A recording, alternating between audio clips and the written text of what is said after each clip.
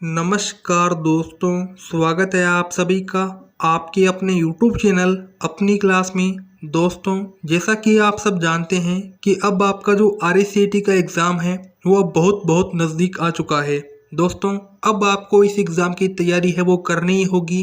दोस्तों, अब आपको कुछ ना कुछ पढ़ना ही होगा। लेकिन दोस्तों, अब आपका मुझसे ये सवाल होगा कि सर इतने कम समय में हम RACAT की पूरी किताब कैसे पढ़ें। तो दोस्तों, मैं जानता हूं कि आपके सामने ये मुश्किल बहुत तकड़ी है। दोस्तों, इस मुश्किल का भी मैं हल निकाल कर आ चुका हूं। जी हाँ दोस्तों, अब आपको पूरी बुक नहीं पढ़नी है, सारे के सारे चैप्टर्स नहीं पढ़ने हैं। दोस्तों, मैं केवल आपको इस वीडियो के अंदर RACAT के 35 मोस्ट इंपॉर्टेंट प्रश्न बताऊंगा। दोस्तों, इनमें से मैक्सिमम अधिकतम प्रश्न है वो दोस्तों आपको आपके RKCL के पेपर में देखने को मिलेंगे। ये दोस्तों मैं आपसे 100% गारंटी लेकर कहता हूँ।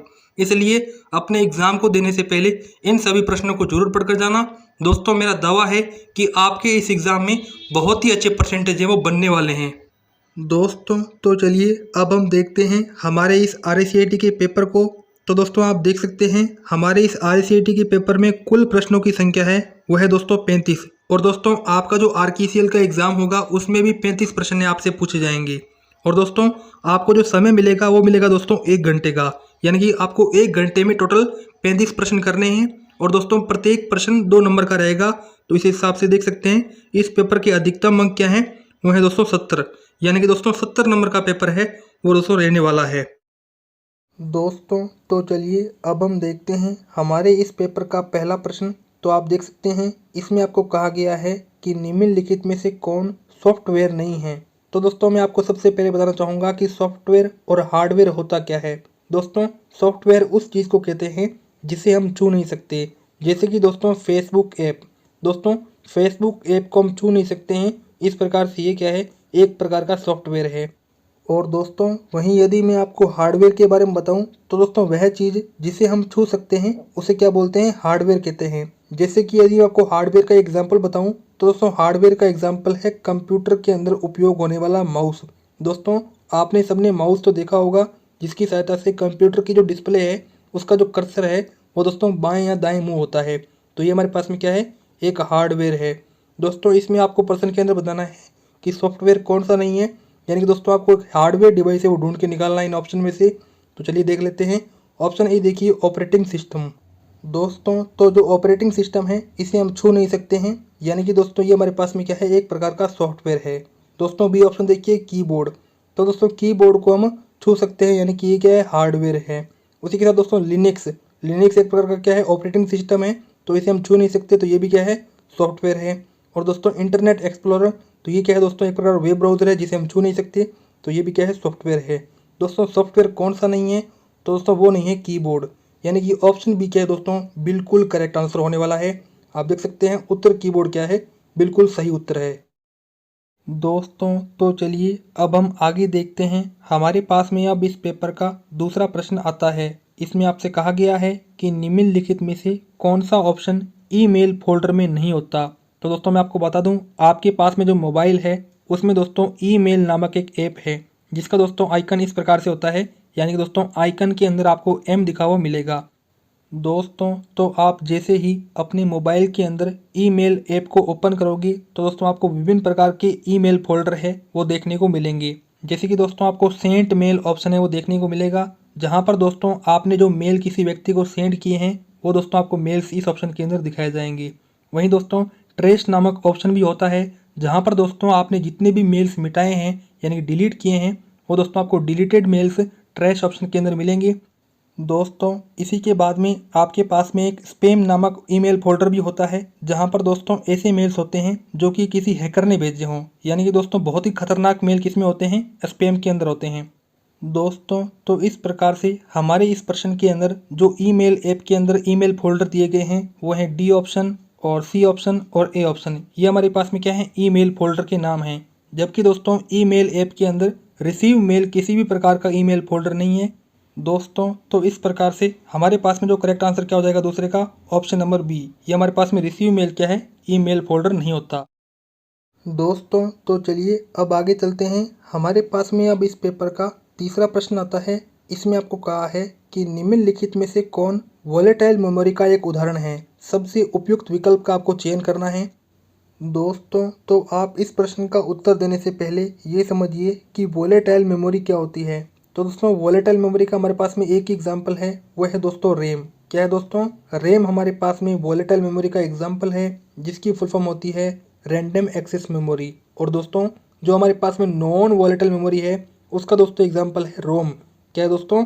रोम हमारे पास में नॉन वोलेटाइल मेमोरी का एग्जाम्पल है, जिसकी फुल फॉर्म होती है रीड ओनली मेमोरी। तो दोस्तों आप देखिए तीसरे प्रश्न के अंदर आपको रैम ऑप्शन दे रखा है क्या, क्योंकि आपसे वोलेटाइल मेमोरी के बारे में पूछा है। तो देखिए पी रोम, तो दोस्तों पी रोम तो हमारे पास में रैम नहीं हुआ। इसी प्रकार से ई पी रोम, तो ये भी दोस्तों रैम नहीं है। और वहीं दोस्तों हमारे पास में सी ऑप्शन दे रखा है, दोनों ए और बी विकल्प। तो दोस्तों ई पी रोम और पी रोम तो होंगे नहीं, क्योंकि रैम सही होगा। डी ऑप्शन देखिए आप, कोई भी विकल्प सही नहीं है। जी हाँ दोस्तों, कोई भी विकल्प सही नहीं है, क्योंकि दोस्तों ऑप्शन के अंदर रैम नहीं दे रखा है कहीं पर भी। तो इस प्रकार से दोस्तों हमारे पास में जो डी ऑप्शन है वो बिल्कुल सही होगा। तो देख सकते हैं उत्तर क्या है, कोई भी विकल्प सही नहीं है। दोस्तों तो अब आप आगे देख सकते हैं, हमारे पास में अब इस पेपर का चौथा प्रश्न आता है। इसमें आपको कहा है कि कौन मॉनिटर का उदाहरण नहीं है। तो दोस्तों आप सबको पता होना चाहिए, मॉनिटर हमारे पास में कितने प्रकार के आते हैं? 3 प्रकार के आते हैं। पहला हमारे पास में है CRT मॉनिटर, दूसरा है फ्लैट पैनल। क्या है दोस्तों? दूसरा हमारे पास में है फ्लैट पैनल। और तीसरा दोस्तों हमारे पास में क्या आता है? LCD। दोस्तों आपने LCD तो खरीदी होगी। तो इस प्रकार से हमारे पास में 3 प्रकार के मॉनिटर हैं, जो कि दोस्तों कंप्यूटर की डिस्प्ले है वो दिखाते हैं। तो आप इस प्रश्न के अंदर देखिए, आपको कहा है कि मॉनिटर का उदाहरण कौन सा नहीं है। तो इसमें आप ऑप्शन के अंदर देख सकते हैं, ए ऑप्शन है CRT। तो दोस्तों CRT क्या है हमारे पास में? मॉनिटर का एग्जाम्पल है। बी ऑप्शन है फ्लैट पैनल। तो दोस्तों फ्लैट पैनल भी क्या है? मॉनिटर का एग्जाम्पल है। वहीं सी है LCD। तो दोस्तों LCD भी क्या है? मॉनिटर का एग्जाम्पल है। डी ऑप्शन देखिए लेजर जेट। दोस्तों लेजर जेट क्या है? एक प्रकार का प्रिंटर है। तो ये दोस्तों क्या होगा? मॉनिटर का एग्जाम्पल नहीं होगा। तो इस प्रकार से दोस्तों हमारे पास में चौथे का करेक्ट आंसर क्या हो जाएगा? Option number D. हमारे पास में लेजर जेट क्या है? मॉनिटर का एग्जाम्पल नहीं है। दोस्तों तो चलिए अब हम आगे देख लेते हैं। हमारे पास में अब इस पेपर का 5वां प्रश्न आता है। इसमें आपको कहा है कि विंडोज़ 10 में कौन एक आवाज़ संचालित निजी सहायक है। यानी कि दोस्तों एक ऐसा सिस्टम जो कि दोस्तों आपकी आवाज़ को पहचाने और आपकी आवाज़ में जो शब्द हैं उसके अनुसार परिणाम निकाले। ऐसा दोस्तों आपको विंडोज़ 10 के अंदर बताना है कि कौन सा होता है। दोस्तों मैं आपको बताना चाहूँगा कि जो हमारे पास में एंड्रॉयड का मोबाइल होता है, दोस्तों इस एंड्रॉयड के मोबाइल में हमारे पास में जो निजी सहायक है उसका नाम है गूगल असिस्टेंट। क्या नाम है दोस्तों? गूगल असिस्टेंट, जिसको आप आवाज़ देते हो और दोस्तों वो क्या करता है कि आपकी आवाज़ को पहचान कर परिणाम दिखाता है। और वहीं दोस्तों यदि आपके पास में एप्पल का मोबाइल है, तो दोस्तों एप्पल के मोबाइल के अंदर जो हमारे पास में निजी सहायक होता है उसका नाम है सीरी। क्या नाम है दोस्तों? सीरी हमारे पास में एक निजी सहायक है जो कि एप्पल के मोबाइल में होता है। दोस्तों अब आपको बताना है कि विंडोज़ 10 में कौन सा होता है। तो दोस्तों विंडोज़ 10 के अंदर होता है कोर्टाना। क्या होता है दोस्तों? कोर्टाना हमारे पास में एक आवाज़ संचालित निजी सहायक है।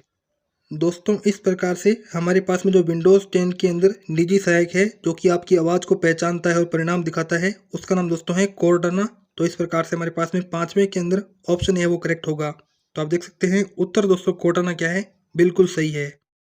दोस्तों तो चलिए अब हम आगे देखते हैं। हमारे पास में अब इस पेपर का 6ठा प्रश्न आता है। इसमें आपको कहा है कि मान लीजिए कि फाइल स्थान ड्राइव VMOU RACIT example.txt है, तो निम्न में से गलत विकल्प का चयन करना है। यानी कि दोस्तों आपको यहाँ पर क्या दे रखा है? फाइल का नेम दे रखा है।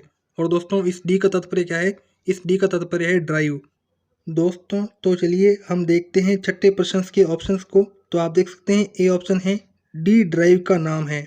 तो दोस्तों मैंने आपको कहा था कि हमारे पास में जो डी है वो क्या है? ड्राइव का नाम है। यानी कि ये वाला ऑप्शन क्या है? बिल्कुल सत्य है। दोस्तों आपको यहाँ पर गलत विकल्प का चयन है वो करना है। चलिए बी ऑप्शन देख लेते हैं। दोस्तों आपको बी ऑप्शन के अंदर कहा है कि VMOU का सब फोल्डर RACIT है। तो दोस्तों मैं आपको बताना चाहूँगा, ये हमारे पास में जो VMOU है उसका सब फोल्डर क्या है? वो है दोस्तों RACIT। यानी कि कहने का तात्पर्य क्या है कि VMOU हमारे पास में मेन फोल्डर है और दोस्तों इसका जो सब फोल्डर है वो है दोस्तों RACIT। और दोस्तों आप वैसे भी समझ सकते हो कि VMOU यूनिवर्सिटी वो क्या करती है? RACIT का एग्जाम कराती है। यानी कि ये वाली बड़ी होगी और ये वाली छोटी होगी। तो इस प्रकार से दोस्तों ये वाला कथन क्या है? वो भी सत्य है, ये वाला भी सत्य था। दोस्तों सी ऑप्शन देखते हैं। RACIT का सब फोल्डर VMOU है? नहीं दोस्तों, यानी कि ये बोल रहा है कि RACIT का सब फोल्डर कौन है? VMOU है। आप ऐसे समझ लीजिए दोस्तों, ऐसा ये बिल्कुल भी फाइल पाथ में नहीं कहा गया है। तो इस प्रकार से ये वाला जो उत्तर है वो करेक्ट होगा, क्योंकि दोस्तों गलत विकल्प क्या है? वो दोस्तों सी ऑप्शन ही है। तो देख लेते हैं दोस्तों, इसमें आप देखिए हमारे पास में जो उत्तर है वो है RECAT का सब फोल्डर VMOU है। ये दोस्तों सी ऑप्शन के अंदर था। तो इस प्रकार से छठे का जो उत्तर है वो इस प्रकार से होगा। दोस्तों तो चलिए अब हम आगे देखते हैं। हमारे पास में अब इस पेपर का 7वां प्रश्न आता है। इसमें आपको कहा है कि जब आप विंडोज़ 10 में एक नया फोल्डर बनाते हैं तो उस फोल्डर का डिफ़ॉल्ट नाम क्या होता है। यानी कि दोस्तों आपने क्या किया कि विंडोज़ 10 में एक फ़ाइल बनाई और दोस्तों उस फाइल का आपने कोई भी नाम नहीं रखा और दोस्तों उस फाइल को आपने सेव कर लिया। तो दोस्तों वह जो फाइल सेव होगी तब दोस्तों उसका नाम क्या होगा ये आपसे पूछा गया है। तो दोस्तों फाइल के जो डिफ़ॉल्ट फोल्डर का नाम है वो होगा दोस्तों न्यू फोल्डर। क्या होगा दोस्तों, उस फोल्डर का नाम होगा न्यू फोल्डर। तो इस प्रकार से हमारे पास में न्यू फोल्डर क्या है दोस्तों, वो डिफ़ॉल्ट रूप से हमारे पास में एक फ़ाइल है। तो दोस्तों 7वें का जो बी ऑप्शन है वो करेक्ट होगा। तो देख सकते हैं उत्तर न्यू फोल्डर क्या है, वो दोस्तों बिल्कुल सही आंसर है। दोस्तों तो चलिए अब हम आगे देखते हैं। हमारे पास में अब इस पेपर का 8वां प्रश्न आता है। इसमें आपको कहा है कि एक वेब पेज जो किसी वेबसाइट को खोलने पर सबसे पहले खुलता हो उसे हम क्या कहते हैं, यानी दोस्तों उसे क्या कहा जाता है। दोस्तों इस प्रश्न का मतलब समझिए, यानी कि हम कोई वेबसाइट खोल रहे हैं दोस्तों, जैसे ही उस वेबसाइट को खोलेंगे तो सबसे पहले उसका जो होम पेज है वो दोस्तों खुलेगा। आप दोस्तों अच्छी तरीके से जानते हैं दोस्तों, उस होम पेज पर आपको विभिन्न प्रकार की पोस्ट दी होंगी, जैसे कि रिजल्ट से रिलेटेड या फिर आपकी कट ऑफ से रिलेटेड या फिर आपकी इंपॉर्टेंट क्वेश्चंस की रिलेटेड या फिर आपकी आंसर की रिलेटेड। इस प्रकार से दोस्तों विभिन्न पोस्ट दी होंगी जिस पर क्लिक करने के बाद में आपको अपने परिणाम मिलेंगे। दोस्तों जो वेबसाइट का सबसे पहला पृष्ठ होता है उसको बोलते हैं होम पृष्ठ या फिर होम पेज। तो इस प्रकार से 8वें का जो बी ऑप्शन है वो दोस्तों बिल्कुल करेक्ट होने वाला है। आप देख सकते हैं उत्तर होम पेज क्या है, बिल्कुल सही है। दोस्तों तो चलिए अब हम आगे देखते हैं। हमारे पास में अब इस पेपर का 9वां प्रश्न आता है। इसमें आपको कहा गया है कि यदि अटैचमेंट फाइल 25 MB से अधिक आकार की है और आप जीमेल का उपयोग करके ईमेल के साथ एक ही अटैचमेंट फाइल भेजना चाहते हैं, तब दोस्तों आप भेज सकते हो कि नहीं भेज सकते। यानी कि दोस्तों आपके पास में क्या है, 25 MB से अधिक की फाइल है। दोस्तों इसको आप PDF फाइल मान सकते हो, 25 MB से जो अधिक है, और दोस्तों इसको आप ईमेल के माध्यम से भेजना चाहते हो। दोस्तों क्या ये PDF फाइल जाएगी या नहीं जाएगी, और दोस्तों यदि ये PDF फाइल जाएगी तो कैसे जाएगी, आपको दोस्तों इसका तरीका बताना है।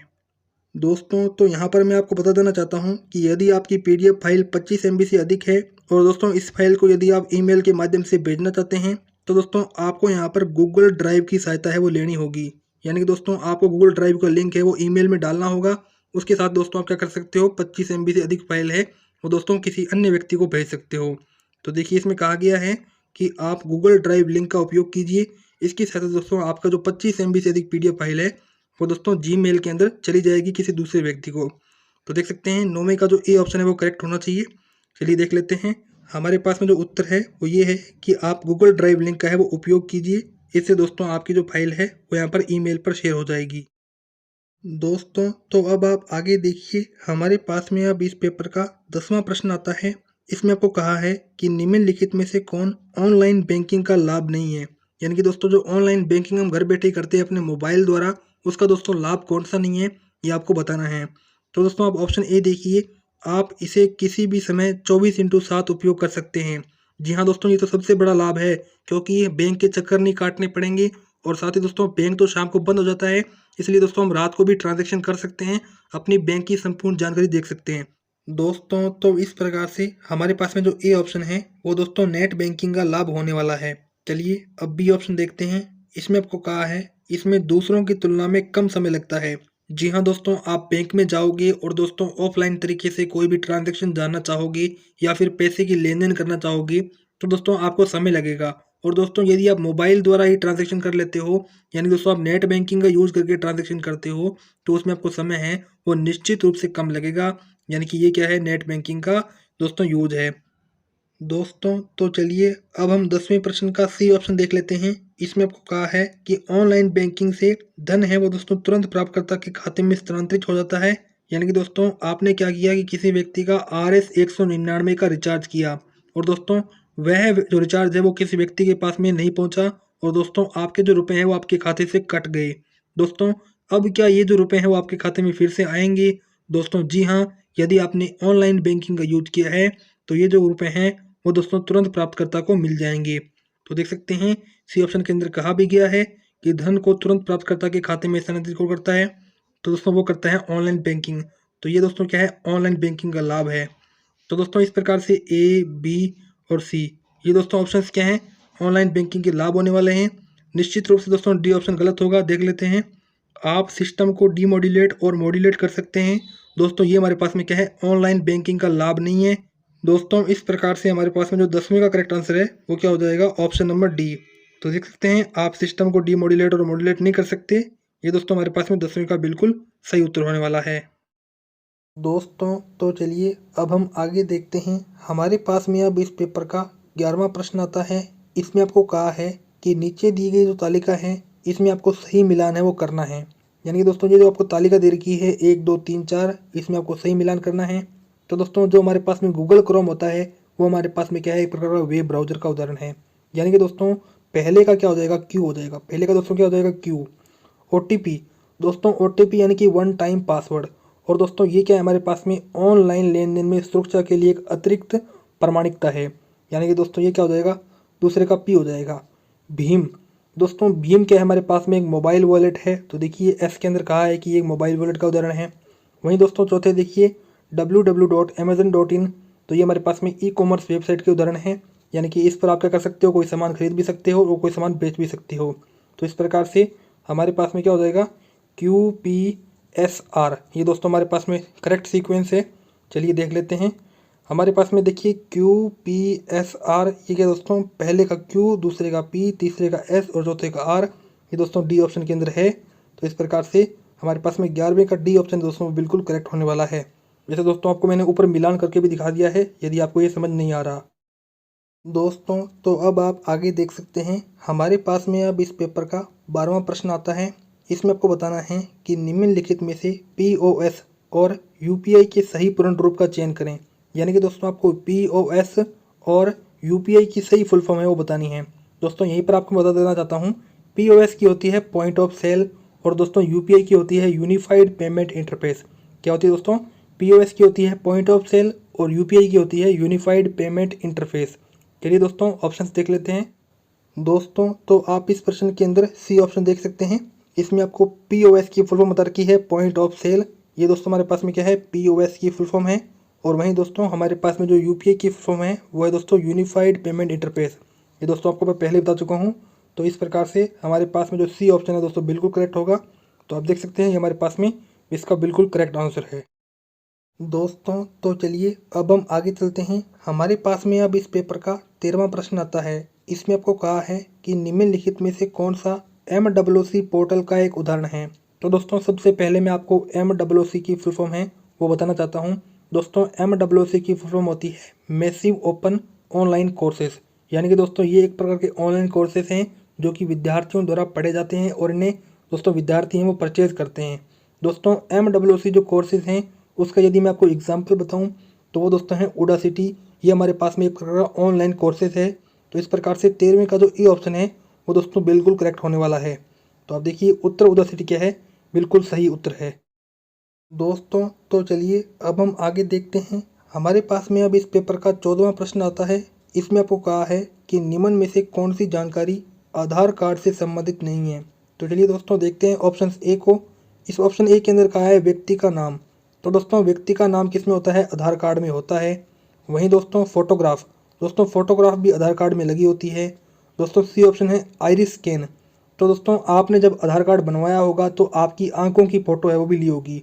दोस्तों जो हमारी आंख होती है इस आंख के अंदर क्या होता है, आइरिस होती है। दोस्तों यदि आपने बायोलॉजी पढ़ी है तो इसमें क्या होती है, आइरिस होती है। दोस्तों इस आइरिस का क्या होता है, स्कैन होता है। इस प्रकार से हमारी एक प्रकार की पहचान है। दोस्तों अलग अलग व्यक्तियों की अलग अलग आइरिस स्कैन होती है, उसी प्रकार दोस्तों अलग अलग व्यक्तियों की अलग अलग आइडेंटिफिकेशन भी होता है। इस प्रकार से दोस्तों हमारे पास में आइरिस स्कैन है वो दोस्तों आधार कार्ड से संबंधित है। और दोस्तों जो हमारे पास में डी ऑप्शन है CVV नंबर। तो दोस्तों CVV नंबर है वो हमारे पास में क्रेडिट या डेबिट कार्ड के अंदर होता है। 3 डिजिट का नंबर है जो कि दोस्तों एक सुरक्षा कोड है। इसकी सहायता से दोस्तों हमारा डेबिट कार्ड और क्रेडिट कार्ड है वो सुरक्षित रहता है। इसे दोस्तों हमें किसी को बताना नहीं चाहिए। दोस्तों इससे हमारी जो लेन देन है वो असुरक्षित हो सकती है। तो इस प्रकार से जो व्यक्ति का नाम और फोटोग्राफ और आइरिस स्कैन ये हमारे पास में आधार कार्ड से संबंधित हैं। लेकिन दोस्तों CVV नंबर क्या है, आधार कार्ड से संबंधित नहीं है। इस प्रकार से डी ऑप्शन दोस्तों बिल्कुल करेक्ट होगा। तो आप देख सकते हैं सीवीवी नंबर क्या है, वो दोस्तों आधार कार्ड से संबंधित नहीं है। दोस्तों तो चलिए अब हम आगे देखते हैं। हमारे पास में अब इस पेपर का 15वां प्रश्न आता है। इसमें आपको कहा है कि NSDL वेबसाइट मुख्य रूप से किससे संबंधित है। तो दोस्तों मैं आपको बताना चाहूँगा, भारत सरकार द्वारा यहाँ पर NSDL वेबसाइट का निर्माण इसलिए किया गया ताकि जो व्यक्ति हैं वो अपने पैन कार्ड का निर्माण कर सकें, या फिर जिन व्यक्तियों ने पैन कार्ड बनवा लिया है वो दोस्तों अपने नाम या अपने डेट ऑफ बर्थ में करेक्शन करवा सकें। तो इस प्रकार से दोस्तों NSDL वेबसाइट है वो दोस्तों क्या है, पैन कार्ड अप्लाई करने के लिए एक वेबसाइट है। और साथ ही दोस्तों आप इसकी सहायता से पैन कार्ड के अंदर जो भी करेक्शन है या फिर जो भी अपडेशन है वो भी करवा सकते हैं। तो इस प्रकार से दोस्तों पैन कार्ड एप्लीकेशन और अपडेशन से संबंधित क्या है, NSDL वेबसाइट है। तो यानी कि 15वें का ए ऑप्शन है वो दोस्तों बिल्कुल करेक्ट होगा। चलिए देख लेते हैं। तो आप देख सकते हैं हमारी उम्मीद के अनुसार ये दोस्तों इसका क्या है, बिल्कुल सही उत्तर है। अब हम आगे देखते हैं। हमारे पास में अब इस पेपर का 16वां प्रश्न आता है। इसमें आपसे पूछा गया है कि कौन सा मोबाइल ऑपरेटिंग सिस्टम का एक उदाहरण है। तो दोस्तों मैं आपको बताना चाहूँगा, अभी पूरी दुनिया में केवल 2 ही मोबाइल ऑपरेटिंग सिस्टम बने हैं। दोस्तों पहले का नाम है एंड्रॉयड। क्या नाम है दोस्तों? पहले का नाम है एंड्रॉयड मोबाइल ऑपरेटिंग सिस्टम। दूसरे का नाम है iOS। क्या नाम है दोस्तों? iOS, जिससे आईफोन या फिर आईपैड या एप्पल के मोबाइल जो दूसरे हैं वो बनते हैं। तो दोस्तों इस प्रश्न के अंदर आपको एक ही ऑपरेटिंग सिस्टम दे रखा है, वो है एंड्रॉयड ऑपरेटिंग सिस्टम। आप देख सकते हैं बी ऑप्शन के अंदर आपको बताया है एंड्रॉयड ऑपरेटिंग सिस्टम क्या है, मोबाइल ऑपरेटिंग सिस्टम का एक उदाहरण है। तो इस प्रकार से 16वें का बी ऑप्शन है वो दोस्तों बिल्कुल करेक्ट होगा। तो देखिए उत्तर एंड्रॉयड ऑपरेटिंग सिस्टम क्या है, सही है।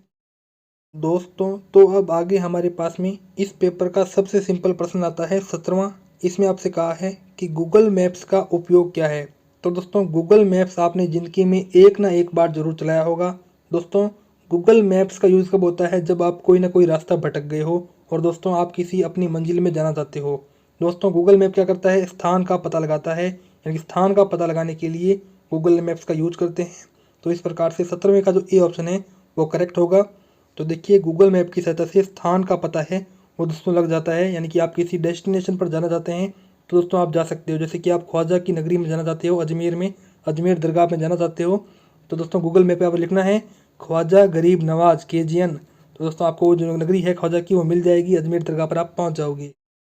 दोस्तों तो चलिए अब हम आगे देखते हैं। हमारे पास में अब इस पेपर का 18वां प्रश्न आता है। इसमें आपसे कहा गया है कि MS पावर पॉइंट में सेव की गई फाइल का डिफ़ॉल्ट रूप से एक्सटेंशन क्या होता है।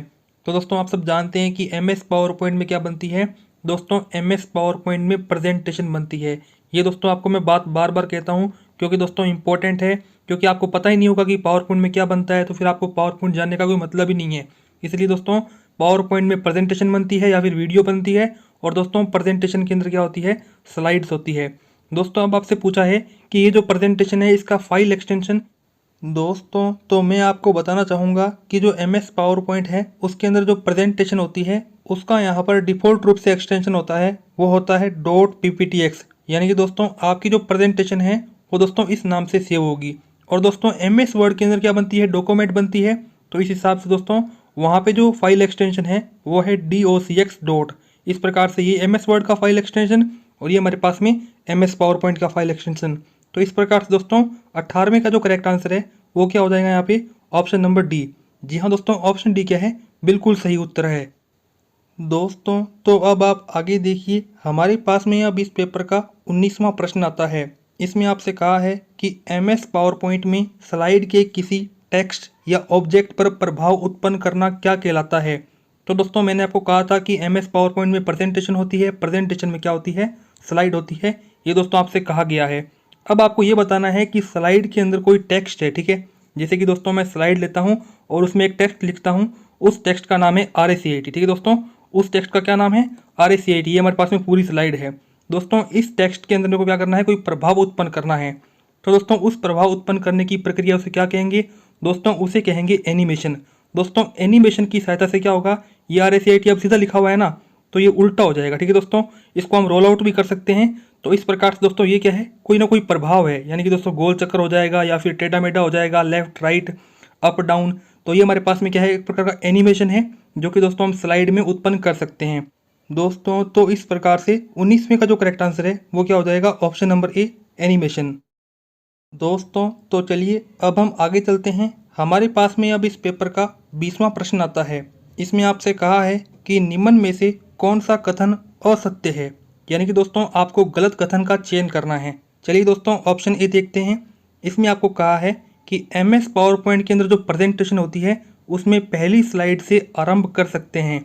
तो दोस्तों आपको बताना चाहूँगा कि MS पावर पॉइंट की जो प्रेजेंटेशन होती है उसमें जो पहली स्लाइड है हम वहीं से अपनी वीडियो की शुरुआत करते हैं। ये दोस्तों बिल्कुल सिंपल सी बात है, ये पहली स्लाइड, ये दूसरी स्लाइड, तो हम प्रेजेंटेशन को पहली स्लाइड से ही शुरू करेंगे। वही दोस्तों ये बात बोल रहा है कि पहली स्लाइड से शुरू कर सकते हैं, बिल्कुल दोस्तों कर सकते हैं, यानी कि ये कथन क्या है, सत्य है। दोस्तों तो अब आप आगे देखिए, हमारे पास में अब बी ऑप्शन आता है। इसमें आपसे कहा है कि MS पावर पॉइंट में करंट स्लाइड से स्लाइड शो है वो आप आरंभ कर सकते हैं। तो दोस्तों ये तो बहुत ही सिंपल सी बात है, जैसे कि आपने प्रेजेंटेशन बनाई और दोस्तों प्रेजेंटेशन बनाने के बाद में आप चौथी स्लाइड पर खड़े हो। दोस्तों अब आपको क्या करना है, इस चौथी स्लाइड को शुरू करना है, यानी कि दोस्तों स्लाइड शो को शुरू करना है। तो दोस्तों आप कर सकते हो, बहुत सिंपल सी बात है। आपको यहाँ पर पहली स्लाइड पर आने की जरूरत नहीं है। आप दोस्तों यदि चौथी स्लाइड पर खड़े हो और आपको स्लाइड को शुरू करना है तो आप स्लाइड शो शुरू कर सकते हो। आपको यहाँ पर फिर से पहली स्लाइड पर आने की ज़रूरत नहीं है। और दोस्तों यही MS पावर पॉइंट की विशेषता है। तो इस प्रकार से दोस्तों ये वाला कथन है वो भी सत्य है। आगे देखिए सी कथन, हम पावर पॉइंट प्रेजेंटेशन को वीडियो फॉर्मेट में भी सेव कर सकते हैं। दोस्तों हमने MS पावर पॉइंट प्लेटफॉर्म को बनाया ही इसलिए है ताकि हमारी जो प्रेजेंटेशन है वो वीडियो फॉर्मेट में दिखे और वीडियो फॉर्मेट में सेव हो। तो इसलिए दोस्तों ये वाला कथन तो निश्चित रूप से बिल्कुल सही है। दोस्तों तो हमें इस प्रश्न के अंदर एक ऐसे ऑप्शन का चयन करना था जो कि गलत हो, लेकिन दोस्तों ऐसा कोई भी ऑप्शन नहीं है जो कि गलत हो। सभी दोस्तों ऑप्शन क्या हैं, MS पावर पॉइंट से संबंधित हैं। तो इस प्रकार से दोस्तों इस प्रश्न का करेक्ट आंसर क्या हो जाएगा, डी। इनमें से ऐसा कोई भी कथन नहीं है जो कि गलत हो। दोस्तों तो चलिए अब हम आगे देखते हैं। हमारे पास में अब इस पेपर का 21वां प्रश्न आता है। इसमें आपको कहा है कि MS वर्ड 2010 में सम्मिलित हाइपरलिंक को कैसे खोलें। दोस्तों तो हाइपरलिंक को समझने से पहले आप ये समझिए कि MS वर्ड क्या होता है, यानी कि दस्तावेज किसमें बनता है, MS वर्ड में बनता है। और दोस्तों MS वर्ड के अंदर जो डॉक्यूमेंट बनी है उसका फाइल एक्सटेंशन होता है docx डॉट। क्या होता है दोस्तों, docx डॉट। ये हमारे पास में डिफ़ॉल्ट रूप से फाइल एक्सटेंशन है MS वर्ड का। दोस्तों ये जो बात है मैं आपको क्यों बताता हूँ हर वीडियो में, क्योंकि दोस्तों इंपॉर्टेंट है और आएगी, आप देख लेना, 100% गारंटी है। दोस्तों इस प्रश्न में आपसे पूछा है कि आप हाइपरलिंक को कैसे खोलोगे MS वर्ड में। दोस्तों आप हाइपरलिंक की सबसे पहले यहाँ पे शॉर्टकट कुंजी जानिए। हाइपरलिंक की होती है Ctrl+K। क्या होती है दोस्तों, Ctrl+K। दोस्तों अब तो आप मुझे सीधा सा बता सकते हो कि यदि हम MS वर्ड में जाएंगे और हम हाइपरलिंक खोलना है तो हम क्या करेंगे, कीबोर्ड पर Ctrl+K प्रेस करेंगे, हाइपरलिंक खुल जाएगा। दोस्तों हमारे पास में मेथड आ गया ना ये वाला। तो दोस्तों आप देखिए ऑप्शन डी के अंदर कंट्रोल कुंजी को दबाया, फिर आप +K दबा दो, या फिर आप हाइपरलिंक का ऑप्शन होता है उस पर क्लिक कर दो, आपका जो हाइपरलिंक है वो खुल जाएगा। ठीक है दोस्तों, आप दोनों ऑप्शन ही कर सकते हो, हाइपरलिंक खोल सकते हो। तो इस प्रकार से 21वें का जो डी ऑप्शन है वो यहाँ पर करेक्ट होने वाला है। दोस्तों ज़्यादातर उपयोग है वो इसका होता है Ctrl+K का। तो देख सकते हैं हमारे पास में जो उत्तर है उसमें वो कहा भी गया है कि कंट्रोल कुंजी को दबाएं और फिर हाइपरलिंक पर क्लिक करें। ठीक है, तो चलिए दोस्तों अब देखते हैं हमारे पास में अब इस पेपर का 22वां प्रश्न आता है। तो इसमें आपसे कहा गया है कि जब आप विंडोज़ 10 में एक प्रोजेक्टर को कनेक्ट करते हैं तो निम्नलिखित पीसी स्क्रीन के लिए कनेक्शन विकल्प कंप्यूटर स्क्रीन और प्रोजेक्टर स्क्रीन पर विभिन्न सामग्री प्रदर्शित करता है। ये दोस्तों सामग्री क्या होती है। तो दोस्तों आप सबसे पहले मतलब समझिए कि हमारे पास में क्या है, कंप्यूटर है जिसमें दोस्तों विंडोज़ 10 चल रही है। क्या चल रही है दोस्तों, विंडोज़ 10 चल रही है। और साथ ही दोस्तों हमारे पास में क्या है, प्रोजेक्टर है जिसको हमने विंडोज़ 10 के कंप्यूटर के साथ में अटैच किया। ये हमारे पास में प्रोजेक्टर है और ये हमारे पास में पीसी है। ठीक है दोस्तों, आप समझ रहे हो ना मेरी बात। ये दोस्तों पीसी हो गया, ये प्रोजेक्टर हो गया। दोस्तों हमने क्या किया, दोनों को क्या क्या कनेक्ट किया, यानी कि कनेक्शन किया। दोस्तों अब जो कंप्यूटर की स्क्रीन और प्रोजेक्टर की स्क्रीन है उस पर जो सामग्री प्रदर्शन होगी उस दोस्तों सामग्री को क्या कहेंगे, उसे कहेंगे दोस्तों एक्सटेंड। क्या कहेंगे दोस्तों, उसे एक्सटेंड कहेंगे। एक्सटेंड बटन पर क्लिक करेंगे तो जो विभिन्न सामग्रियाँ हैं वो दोस्तों प्रदर्शित होगी कंप्यूटर स्क्रीन और प्रोजेक्टर स्क्रीन पर। तो इस प्रकार से 22वें का सी ऑप्शन है वो यहाँ पर करेक्ट होने वाला है। चलिए देख लेते हैं। तो देख सकते हैं उत्तर एक्सटेंड क्या है, बिल्कुल सही है। देख सकते हैं उत्तर एक्सटेंड बिल्कुल यहाँ पर करेक्ट होने वाला है। दोस्तों तो अब आप आगे देखिए, हमारे पास में अब इस पेपर का 23वां प्रश्न आता है। आप किस केबल का उपयोग करके पीसी और मोबाइल के बीच डेटा स्थानांतरित कर सकते हैं। यानी कि दोस्तों आपके पास में क्या है, कोई एक पीसी है और दोस्तों आपके पास में एक मोबाइल है। दोस्तों आपको क्या करना है, अपने मोबाइल का डाटा अपने पीसी में ट्रांसफ़र करना है। तो दोस्तों आप कैसे करोगे, दोस्तों आपको यूएसबी केबल की ज़रूरत होगी। दोस्तों आप सबने चार्जर देखा होगा, जैसे कि हमारे पास में चार्जर है।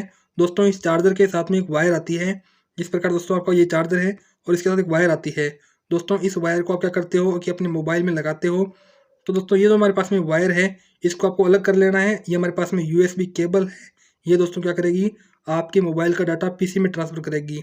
तो इस प्रकार से जो दोस्तों हमारे पास में जो केबल है वो यूएसबी है। और दोस्तों यूएसबी की फुल फॉर्म बताइए। दोस्तों यूएसबी की फुल फॉर्म होती है यूनिवर्सल सीरियल बस। क्या होती है दोस्तों, यूनिवर्सल सीरियल बस।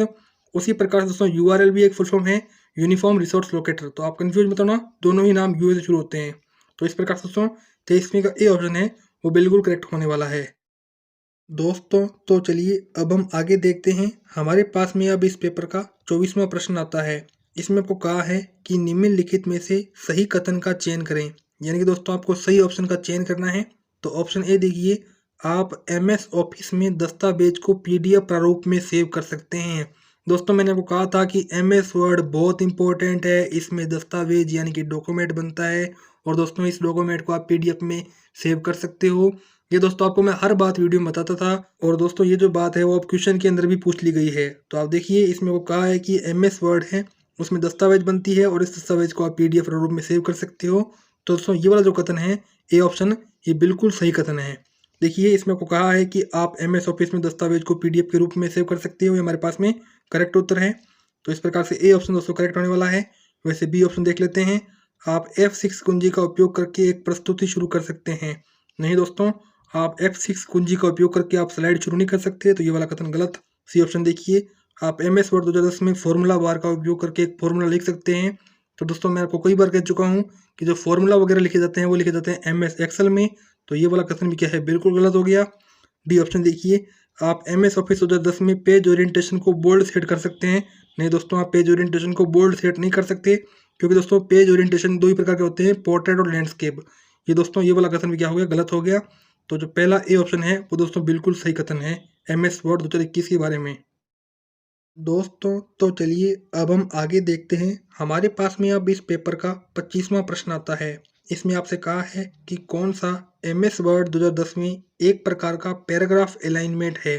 तो दोस्तों आपको यहाँ पर क्या बताना है कि पैराग्राफ अलाइनमेंट कौन सा है MS वर्ड 2010 में। दोस्तों तो आप सबसे पहले 25वें प्रश्न के अंदर ए ऑप्शन देखिए, पोर्ट्रेट। तो दोस्तों पोर्ट्रेट क्या है, पैराग्राफ अलाइनमेंट नहीं है, बल्कि एक MS वर्ड के अंदर पेज ओरिएंटेशन है। दोस्तों पेज ओरिएंटेशन दो प्रकार के होते हैं हमारे पास में, पहला है पोर्ट्रेट और दूसरा है लैंडस्केप। तो इस प्रकार से ये पैराग्राफ अलाइनमेंट नहीं होगा। दोस्तों आप आगे देखिए, हमारे पास में बी ऑप्शन है, जस्टिफाई। जी हाँ दोस्तों, जस्टिफाई हमारे पास में पैराग्राफ अलाइनमेंट होगा, जो कि MS वर्ड में होता भी है। तो इस प्रकार से ये वाला दोस्तों करेक्ट आंसर है, बी ऑप्शन। दोस्तों वैसे आप सी ऑप्शन देखिए, इटैलिक। तो दोस्तों इटैलिक क्या है, हमारे पास में फॉन्ट है। ठीक है दोस्तों, इटैलिक क्या है, एक प्रकार का फॉन्ट है जिसमें जो तिरछे अक्षर है वो लिखे जाते हैं। इस प्रकार से M लिखा जाता है। वैसे दोस्तों नॉर्मल M तो ऐसे होता है, लेकिन इटैलिक यदि आप फॉन्ट कर देते हो तो इस प्रकार से M लिखा जाएगा। और वहीं दोस्तों इंडेंट, तो दोस्तों ये भी क्या है, एक प्रकार का फॉन्ट है। तो इस प्रकार से डी ऑप्शन भी गलत होगा और दोस्तों ए ऑप्शन है वो भी गलत होगा। दोस्तों तो चलिए अब हम आगे देखते हैं। हमारे पास में अब इस पेपर का 26वां प्रश्न आता है। इसमें आपसे कहा गया है कि MS एक्सेल 2010 में यदि आप किसी विशेष सेल में एक फॉर्मूला लागू करते हैं और परिणाम hash hash hash hash hash प्रदर्शित होता है तो क्या होगा। तो दोस्तों मैं आपको बता दूं, MS एक्सेल के अंदर जैसा कि आप सब जानते ही हैं कि शीट बनती है। और दोस्तों प्रत्येक शीट के अंदर क्या होते हैं, विभिन्न प्रकार की सेल्स होते हैं। जैसे कि ये हमारे पास में A1 सेल, ये A2 सेल और ये हमारे पास में A3 सेल। दोस्तों मानते हैं कि हमारे पास में कोई एक सेल है जिसका नाम है A2। क्या नाम है दोस्तों, A2 सेल है। दोस्तों इस सेल के अंदर हम कोई फॉर्मूला लागू करते हैं। देख सकते हैं, आपको क्या करना है, किसी विशेष सेल के अंदर कोई एक फॉर्मूला लागू करना है। चलिए फॉर्मूला लागू करते हैं। और दोस्तों फॉर्मूला है वो MS एक्सेल की सेल में बराबर से शुरू होता है। मैं लिखता हूँ x² × 2x। ठीक है दोस्तों, हमारे पास में कोई भी जनरली फॉर्मूला है। दोस्तों जैसे ही आप इस फॉर्मूले को लागू करते हो तो आपका जो परिणाम है वो आता है 5 बार हैश। तो दोस्तों इसका क्या मतलब है, क्योंकि हमें तो परिणाम चाहिए था और दोस्तों आंसर ये आ गया।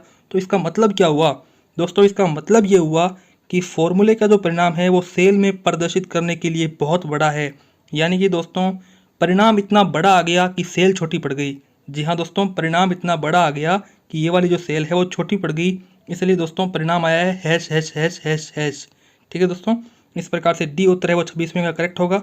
तो देखिए फॉर्मूले का परिणाम है वो सेल में प्रदर्शित नहीं हुआ, क्योंकि दोस्तों यहाँ पर फॉर्मूले का परिणाम है बहुत बड़ा है। तो इस प्रकार से डी ऑप्शन है वो बिल्कुल करेक्ट होगा। दोस्तों तो चलिए अब हम आगे देखते हैं। हमारे पास में अब इस पेपर का 27वां प्रश्न आता है। इसमें आपसे कहा है कि MS एक्सेल 2010 में फॉर्मूला बराबर लेन bracket VMOU @RACIT bracket close का परिणाम है वो क्या होगा। तो दोस्तों मैं आपको बता दूं, ये हमारे पास में जो बराबर लेन VMOU @RACIT है, ये दोस्तों हमारे पास में एक MS एक्सेल का फॉर्मूला है। दोस्तों अब इसका परिणाम क्या होगा। दोस्तों परिणाम ज्ञात करने की मैं आपको ट्रिक बताता हूँ, क्योंकि दोस्तों आपको तो पता नहीं है ना, आप MS एक्सेल थोड़ा ना हो, आपको कैसे पता होगा परिणाम। तो दोस्तों आपको क्या करना है, ब्रैकेट के जितने भी शब्द हैं वो आपको गिन लेने हैं।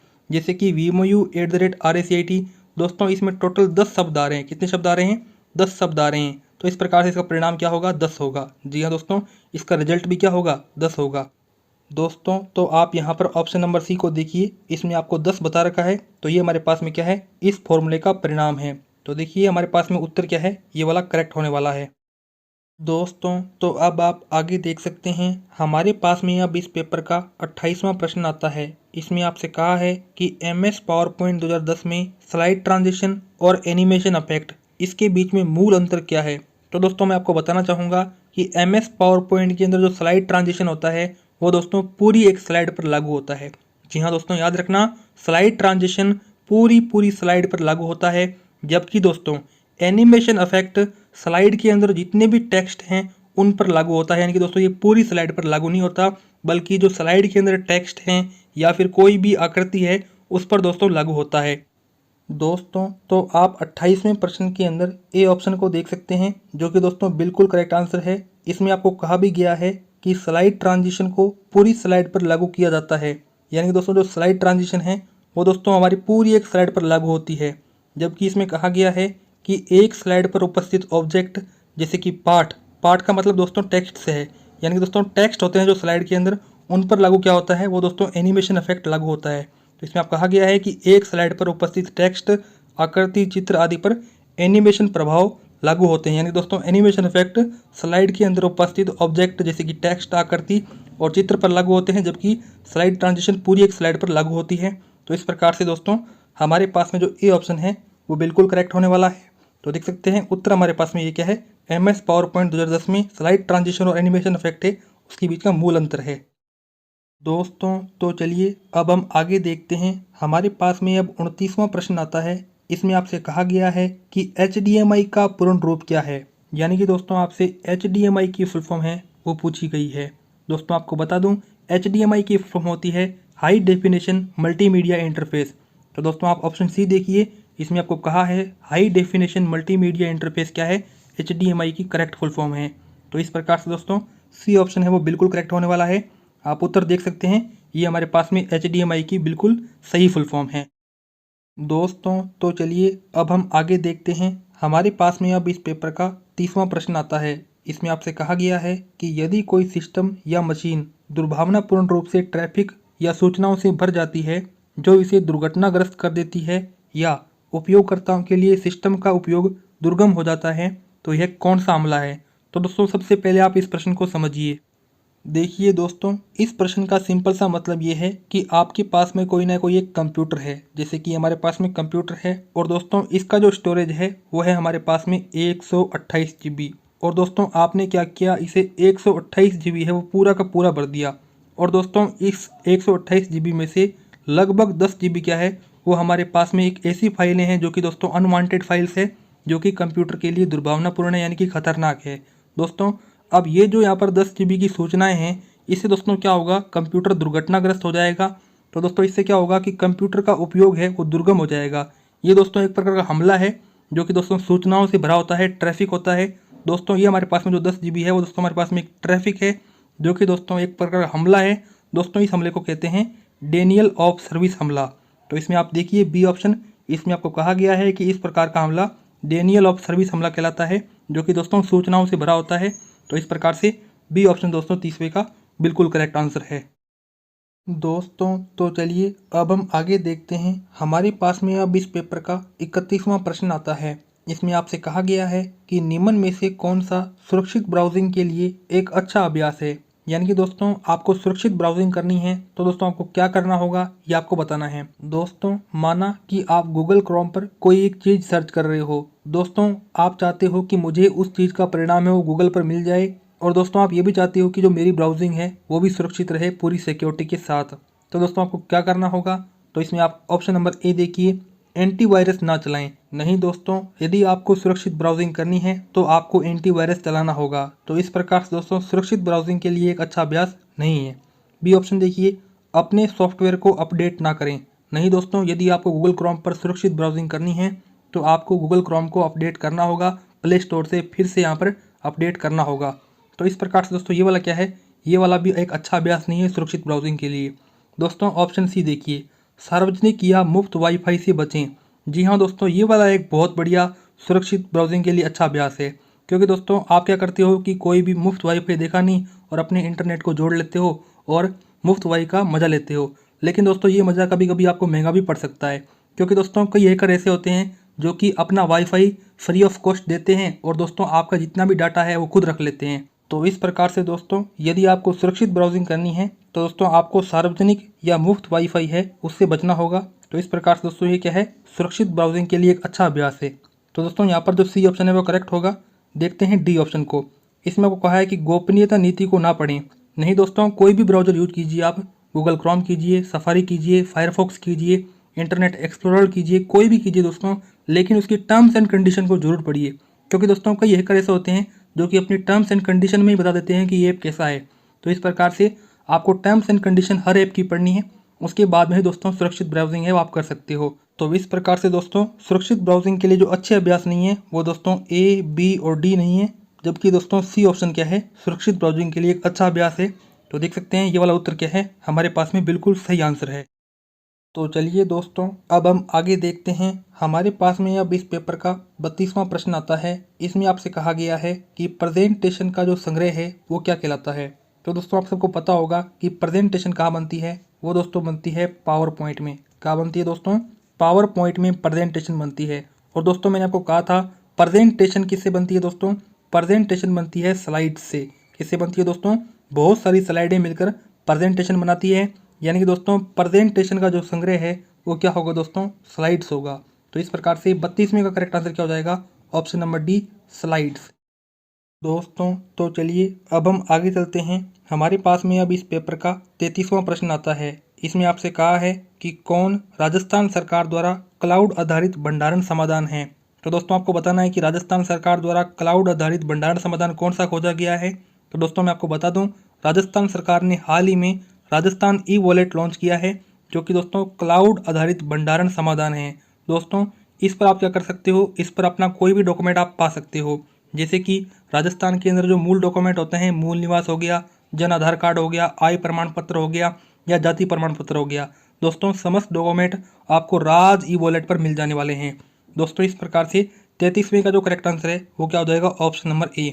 दोस्तों केंद्र सरकार द्वारा क्लाउड आधारित भंडारण समाधान कौन सा खोजा गया है, तो दोस्तों उसका नाम है डिजी लॉकर। आपको ये पता होना चाहिए दोस्तों, ये प्रश्न है वो भी आ सकता है। तो इस प्रकार से 33वें के अंदर दोस्तों करेक्ट आंसर क्या हो जाएगा, राज ई वॉलेट। ये हमारे पास में क्लाउड आधारित भंडारण समाधान है जो कि राजस्थान सरकार द्वारा चलाया गया है। दोस्तों तो चलिए अब हम आगे देखते हैं। हमारे पास में अब इस पेपर का 34वां प्रश्न आता है। इसमें आपसे कहा है कि एक छात्र किसका उपयोग करके विश्वविद्यालय को अपनी ऑनलाइन शुल्क है वो जमा कर सकते हैं। तो दोस्तों मैं आपको बता दूं, कोई भी छात्र यदि अपने विश्वविद्यालय की फीस ऑनलाइन जमा करना चाहता है तो दोस्तों वो कहा जाएगा ई मित्र पर जाएगा, और दोस्तों ई मित्रा वाले उसकी विश्वविद्यालय की फीस है वो दोस्तों ऑनलाइन सबमिट कर देंगे। इस प्रकार से दोस्तों आपकी फीस है वो भरी जाएगी। तो दोस्तों वो माध्यम क्या रहेगा फीस भरने का, वो रहेगा दोस्तों ई मित्रा। तो इस प्रकार से सी ऑप्शन दोस्तों क्या होगा, 34वें का बिल्कुल करेक्ट आंसर होगा। तो देख सकते हैं उत्तर ई मित्रा क्या है, बिल्कुल सही है। दोस्तों तो चलिए अब हम आगे देखते हैं। हमारे पास में अब इस पेपर का 35वां प्रश्न आता है। इसमें आपसे कहा है कि कौन आईपी पते में डोमेन नेम का अनुवाद करता है। दोस्तों तो आप इस प्रश्न के अंदर सबसे पहले ये समझिए कि आईपी पता क्या होता है। तो दोस्तों मैं आपको बता दूं, आई का मतलब ये है कि इंटरनेट, पी का मतलब प्रोटोकॉल, यानी कि दोस्तों इंटरनेट प्रोटोकॉल क्या है, एक प्रकार का पता है जिसका दोस्तों क्या होता है, डोमेन नेम होता है। आपको क्या करना है, इस डोमेन नेम का ट्रांसलेशन करना है, अनुवाद करना है। तो दोस्तों आईपी पते के डोमेन नेम का अनुवाद कौन करता है, तो दोस्तों वो करता है डीएनएस। कौन करता है दोस्तों, डीएनएस। दोस्तों डीएनएस की फुल फॉर्म भी आनी चाहिए। डोमेन नेम सिस्टम क्या होती है दोस्तों, डीएनएस की फुल फॉर्म होती है। तो इस प्रकार से दोस्तों ये क्या करता है, डोमेन नेम का अनुवाद करता है। तो इस प्रकार से 35वें का दोस्तों ए ऑप्शन है वो बिल्कुल करेक्ट होगा। दोस्तों तो आप देख सकते हैं यहाँ पर जो उत्तर डीएनएस है वो बिल्कुल सही आंसर है।